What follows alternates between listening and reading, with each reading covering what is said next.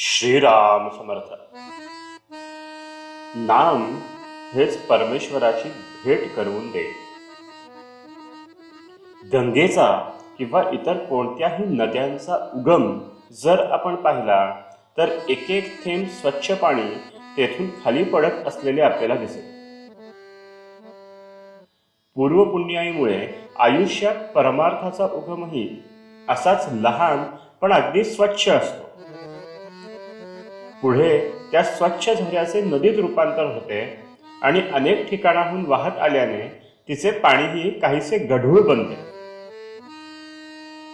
तसेच आपले जीवनही व्यवहारातल्या बऱ्या वाईट गोष्टींच्या सानिध्यामुळे पुढे गढूळ बनत जाते.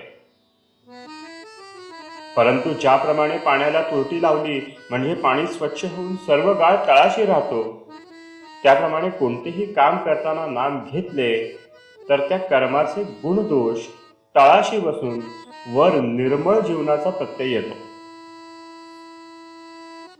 कोणीही दाढीवाला साधू येऊन सांगू लागला की परमार्थ असा आहे तसा आहे, तर तुम्ही खुशाल छातीवर हात ठेवून सांगा की नामाशिवाय परमार्थच नाही. कर्म करताना नाम घेऊन समाधानात राहणे हाच खरा परमार्थ.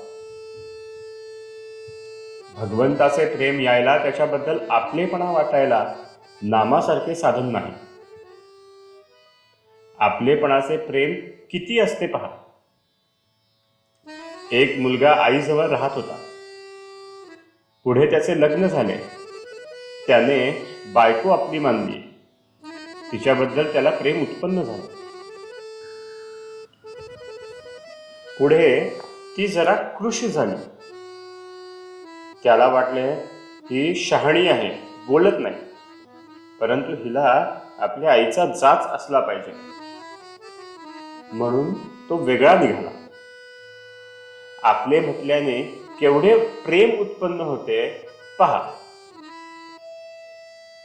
तेव्हा परमेश्वर आपलासा होण्यासाठी नामाच्या योगाने त्याच्यापाशी आपलेपणा निर्माण केला पाहिजे. रामाचे प्रेम हे त्याच्या नामाच्या संगतीनेच येऊ शकेल. नुसते पुस्तक वाचून परमार्थ सांगणारे भेटतील, पण आचरणात आणून सांगणारे विरळाच. किती किती म्हणून प्रपंच केला तरी अपुराच पडतो. एखादा म्हातारा माणूस आपण पाहिला तर त्याचा संसार खरे पाहू जाता सर्व झालेला असतो. मुले बाळे असतात, सर्व तऱ्हेने तो सुखी असतो. परंतु मरण समयी म्हणतो, नातवाची मुंज पाहिली असती तर बरे झाले असते. माणूस वासनेत कसा गुंतलेला असतो ते यावरून कळेल. संसार कितीही केला तरी तो पुरा होऊ शकत नाही, तो अपूर्णच राहतो.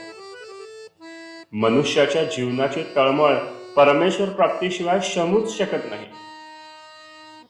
त्याच्या जीवाला समाधान एका परमेश्वर भेटीतच मिळू शकते आणि याकरिता आयुष्याच्या सुरुवातीपासूनच नामाची कास धरा. हेच नाम मृत्यूसमयी तुम्हाला परमेश्वराची भेट करून देईल याची पूर्ण खात्री बाळगा. अत्यंत गुह्यातले गुह्य जे आहे ते मी तुम्हाला सांगतो. नामाचे प्रेम हेच ते गुह्य होय. आजचे बोधवचन, आपण मागितलेले भगवंत पुरवू लागला तर त्याला आपल्यासाठी 24 तास राबावे लागेल आणि इतके करून आपले अपुरेच राहील. जानकी जीवन स्मरण. जय जय राम.